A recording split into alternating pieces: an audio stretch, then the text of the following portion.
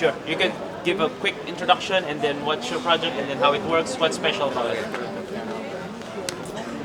午安，你好吗？我叫 Akif. 我叫海凯。 Okay, so basically what are we going to do today is we're going to do a project which is what I personally call as hydrocutter.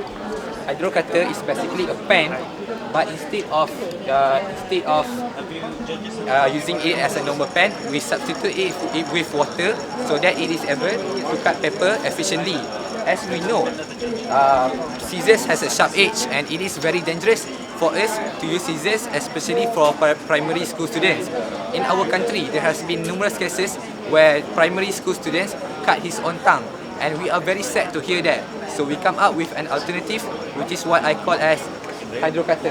Hydrocutter is basically a normal pen, but instead of using ink, we substitute it with water. So you just wash the ink inside it, and then you can just put the water and substitute it, and then you can just use it as a normal pen.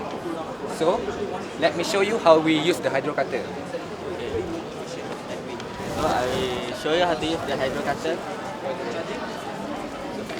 First, you just follow the outline, and then the water will come up and the paper will become wet. So the next step, you just turn it gently. Yes. So it will just come out like that. And here another one. Then you just turn it like that. And then if you just follow the outline, it will come out nicely. Right? It's a brochure or a test? This is the after the process. And this is an example of the before and after the process. It will come out nicely.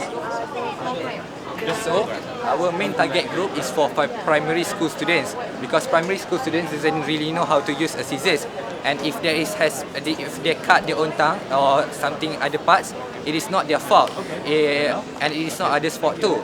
So we come up with this idea, which is a hydrocutter to cut paper efficiently.